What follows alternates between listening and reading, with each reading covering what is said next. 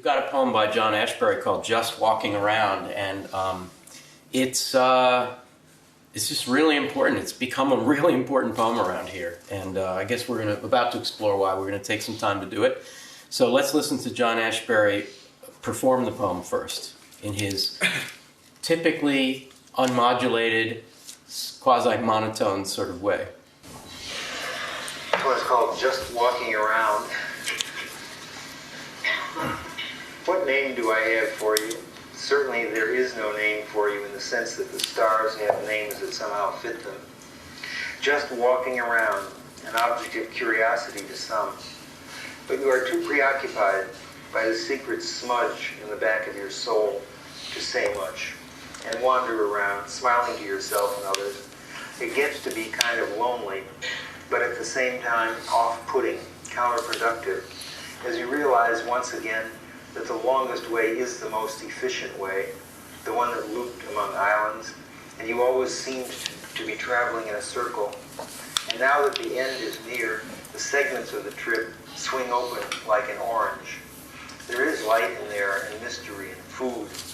Come see it. Come not for me, but it. But if I am still there, grant that we may see each other. Max, you have the first one. What name do I have for you? Go. It seems like actually a very kind of classic, traditional way to open a love poem, right?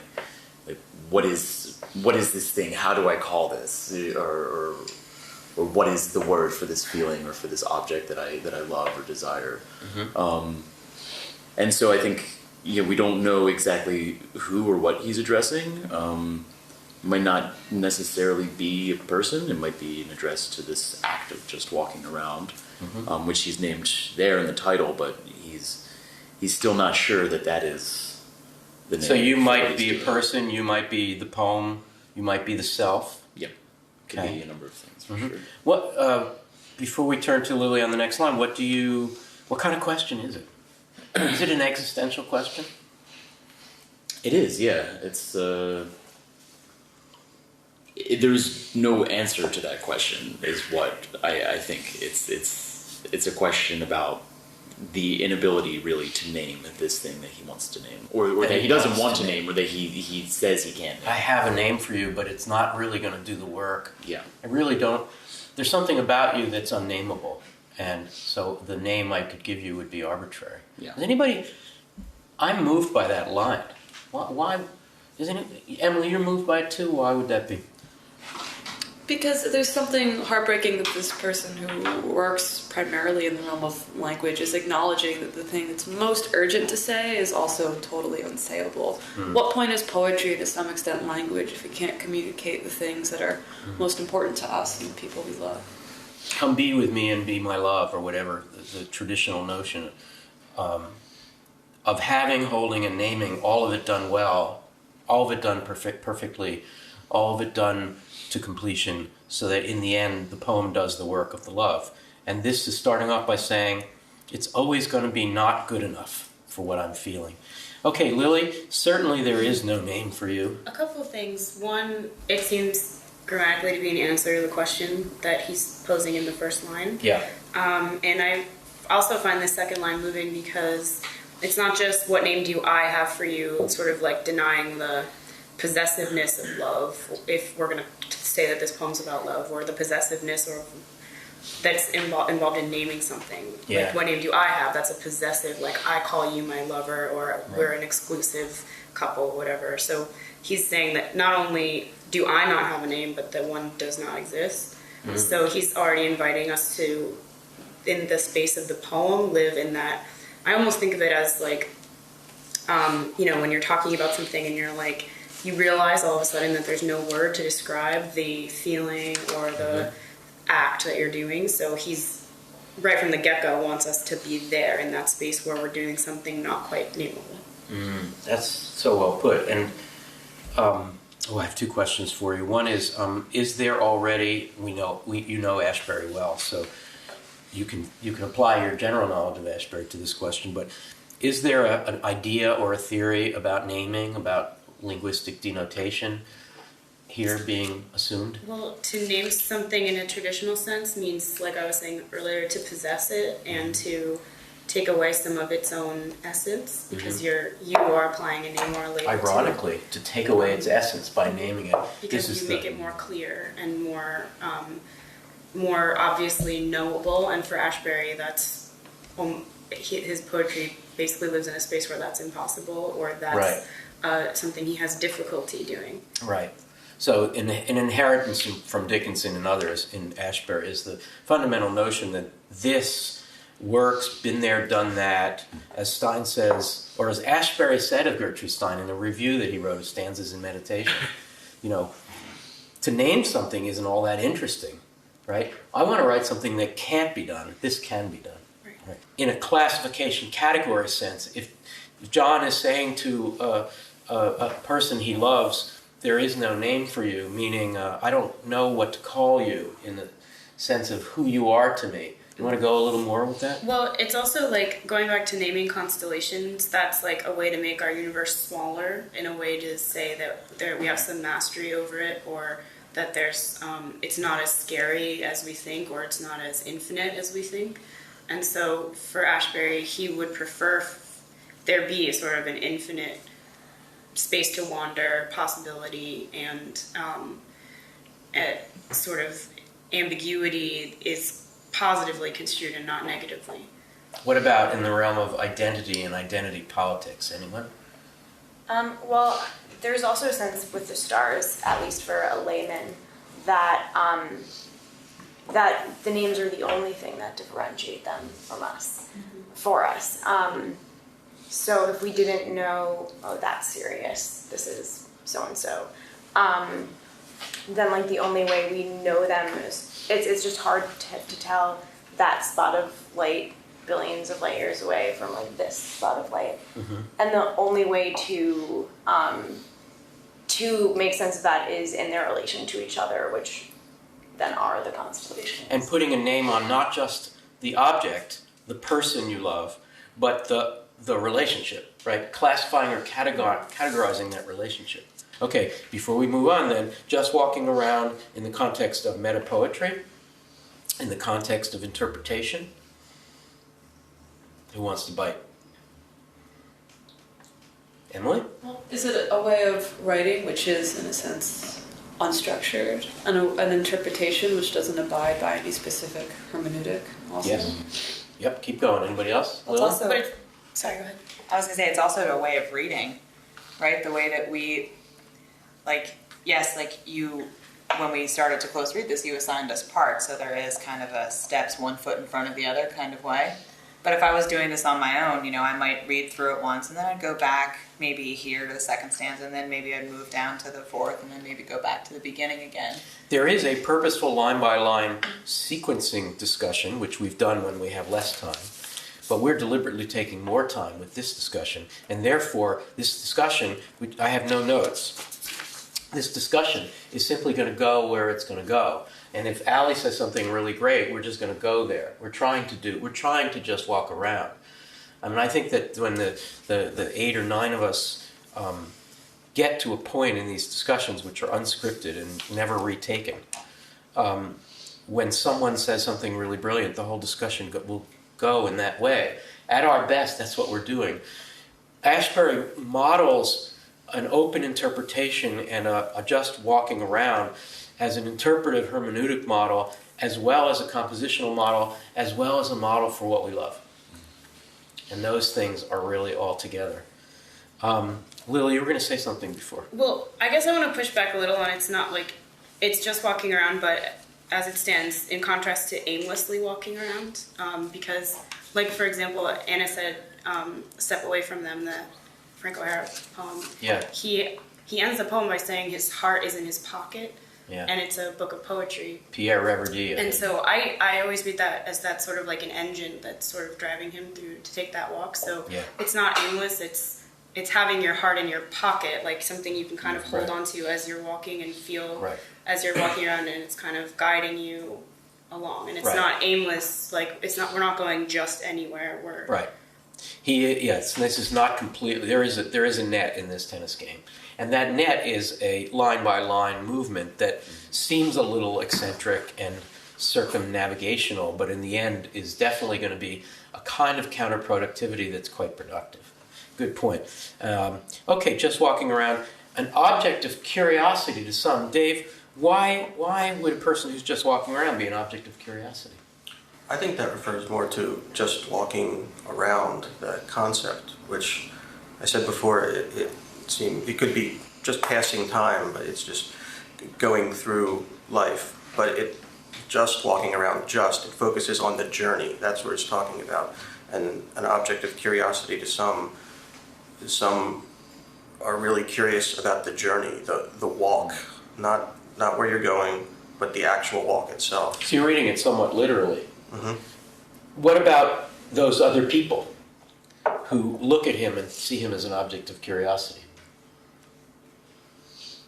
Allie? I think there's some sense that his head is in the clouds. He's one of those guys. And so people might, There he goes again. yeah.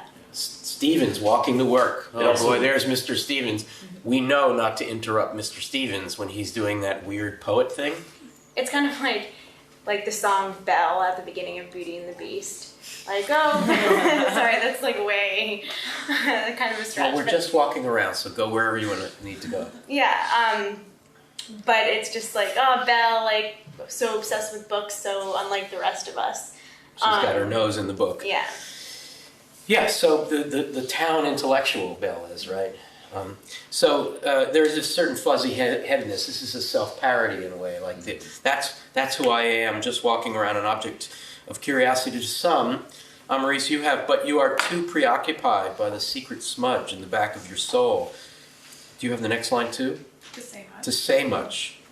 I guess, well, first off, secrecy denotes having something to conceal, and the smudge seems to indicate that thing that you want to conceal is an imperfection or a flaw, and being preoccupied and sort of navel gazing or looking inwards obscures the vision of the other. And it seems in Ashbery's formulation, the result of that is that you're unable to be in the state of vulnerability you need to be in to express yourself. Rather, you seem to be enclosed and sort of self-incarcerated at the back of your soul even. So it impedes the whole project at the beginning. Maybe in the metapoetic sense, it could be a preoccupation with an inability to express what he wants to express that is preventing him from just enjoying that journey. Okay, that's great. Now say again, really succinctly, why having a secret smudge in the back of your soul and obsessing about that leads you to say not much?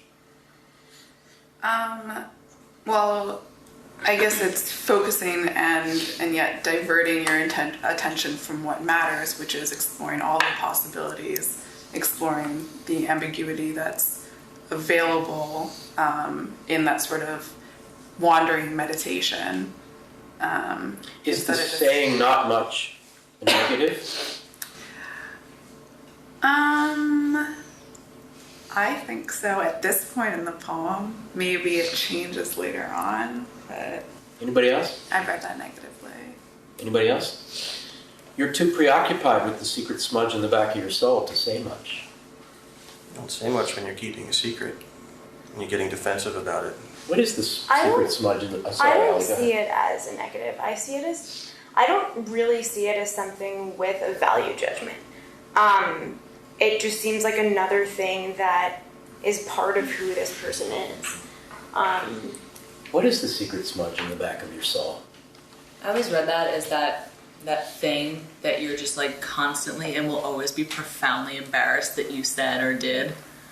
You know, like everyone has that thing that like sometimes when you are just walking around, it kind of comes back to like haunt you a little bit. Smudge is such an interesting word. Yeah.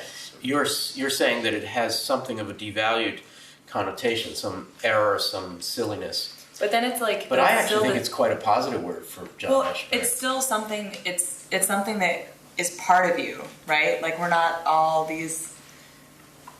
perfect all the time, and we all have those little things that kind of come back and haunt us. And but you say haunt, so I think I don't necessarily I haunt, see like, Ashbery's secret smudge as the wonderful fuzziness and indecipherability And the thing that actually has made him the poet that he is, it's that thing that's different, wired different about him, that he knows he has and he comes up, sometimes laughs about.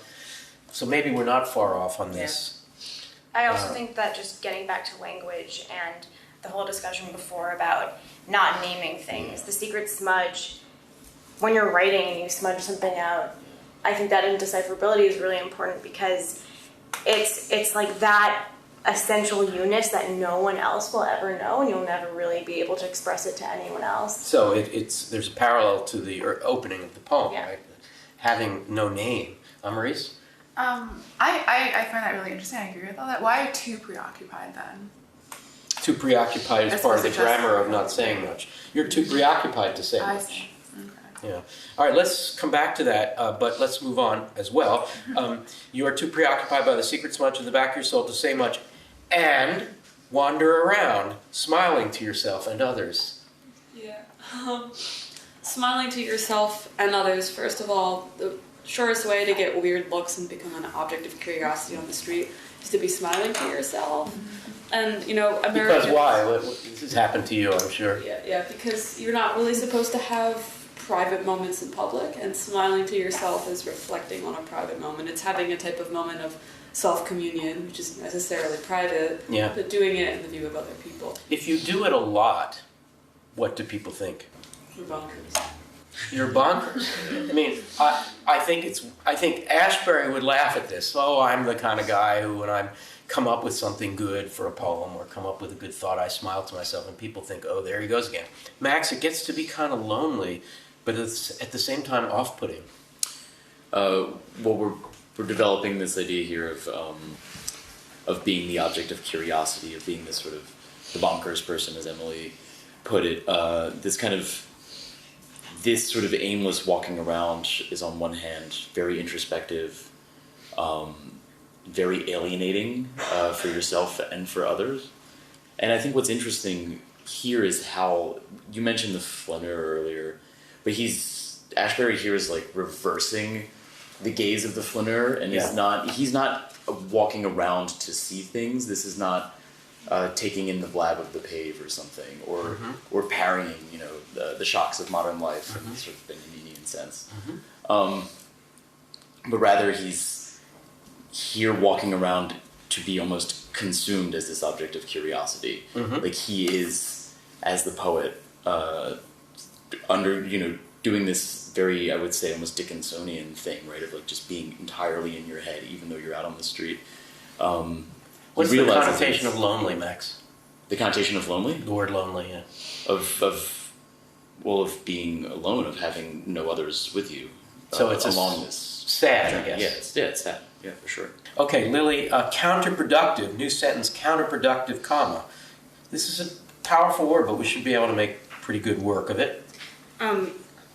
Well, so counterproductive implies that there is one path that would be considered productive, and whatever you are doing is operating to cause you to be counterproductive, so not productive in the to that idea of whatever the productivity is. Like if it's, you have something you need to accomplish in a timeline, counterproductivity would cause you to be behind. So productivity is good in a traditional American English sense, yeah. But so I think going back to the last line, lonely but off-putting are two words that shouldn't really be put together, because something that's off-putting implies that there are other people kind of like witnessing to be put off. So at the same, that it seems like it's already in a counterproductive space. Like how can you be lonely and off-putting at the same time?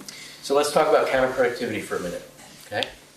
Nobody here would really, truly aspire to counterproductivity. It's got such a negative valence.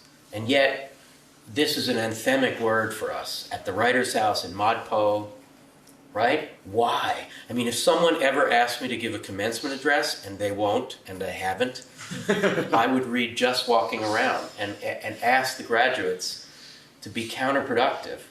Okay, so I just sort of gave away what the social consequences of counterproductivity. I was going to say, how about the instruction manual?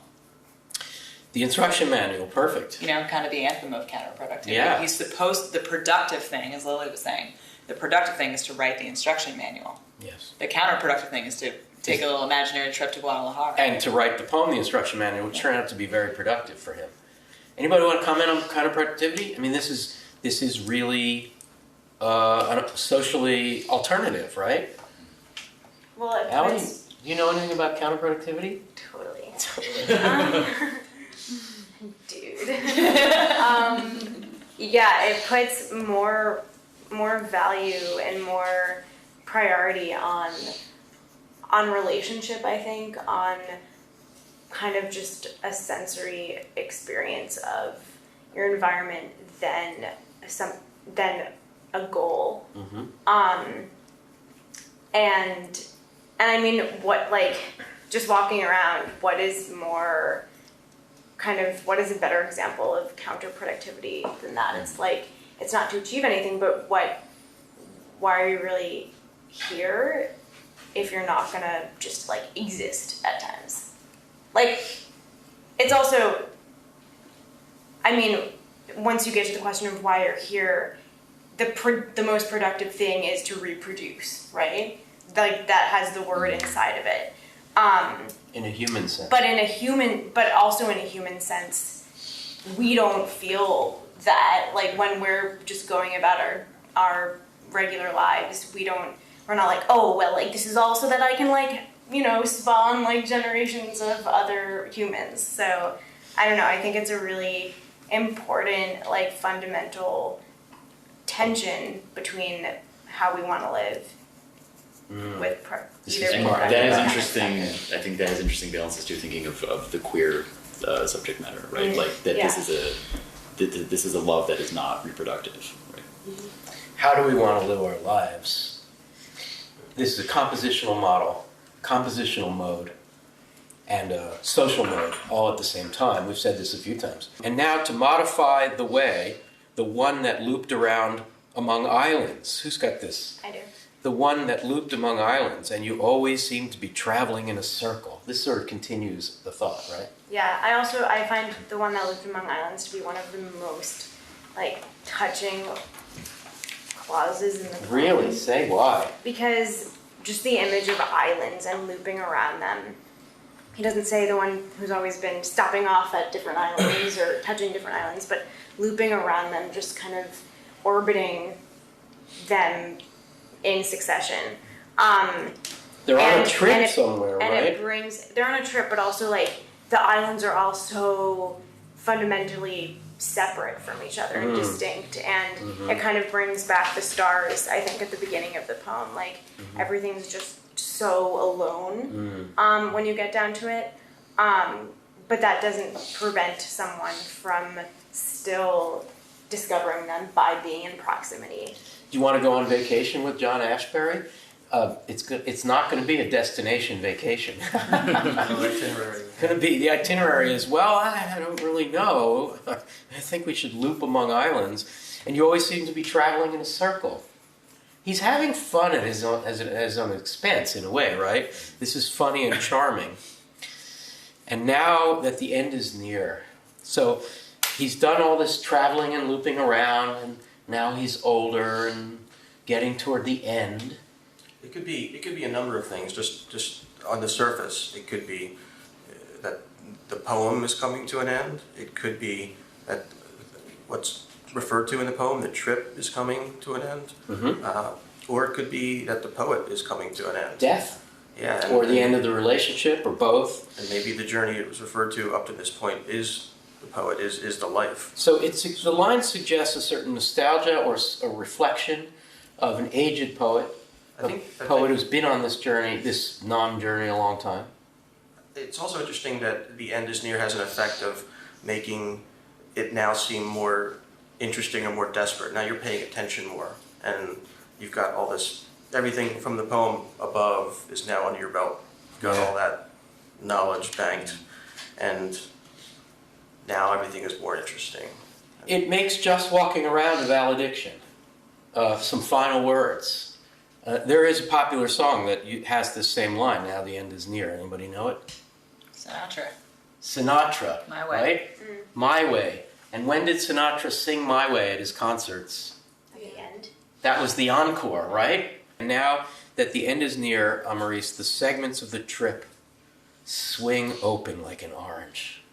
Wow. I'm so moved by this. Go ahead. Yeah, I guess very simply, we go from an image of linearity to one of circularity. And going back to what Ali articulated so well earlier, it seems that wandering around just really lets you sink into like the sensuality of the moment, to really savor it. And so it seems also to gesture to a sort of retrospection that after the journey has been lived, it sort of swings wide into what that means for you. And that's so well put. And segments is kind of a pun. What are the two senses of segments here? Help her out. Segments? Yeah, right. The segments of the trip and the segments Segments of the of a trip, an itinerary, and segments. We call the pieces of an orange segments. So, okay, thank you. And inside the orange, Emily, the segments of the trip swing open like an orange. There is light in there, and mystery, and food. It's perfect. It has everything you need. It's this type of utopian space made possible by this rambling, aimless trip. And this muttering old guy who's smiling to himself and seems wired differently and loves differently and writes differently. But in the end, if you open that orange, if you do what we've done for the past 40 minutes or so, you will find in there something for you, mystery and food. We will nourish you and we will deliver you to your own smudge in the back of your soul. Come not for me, not for Ashbery, who's always denied, even the way he reads his poems is as if he's saying, I'm not performing the poem, I'm giving you the poem, you can do what you want with it. I have a flat affect because I really don't know who I am, but I sure do know what I've done in the poems. So come back when I'm gone, and you will have it. You will have counterproductivity, but you'll also have this poem. But if I am still there, grant that we may see each other. Gosh. I know. Killer, right? Yeah. I mean, it's come back for this process, come back for this reading, come back for this poem, come back for this walk, this trip we've taken together. Yeah. Come back for that. Yeah. But you might still find me in here. I still might be there. You might still be there under your boot soles. And yeah, very much like the end of Song of Myself. Grant. Let's talk about the diction of grant. Grant that, Emily. It's an imperative. It's a sort of antiquated language. Where do we find a statement like this? Grant that we may. And prayer. Prayer. Yeah. It's a prayer. It's a benediction. This is not just a valediction. It's a benediction. May we see each other. Now that's what you say when you're dying to your loved one. Say, if you want, I don't believe in heaven, but I believe in poetry, so you can always find me here. Just all you have to do is walk around, and we'll walk around together.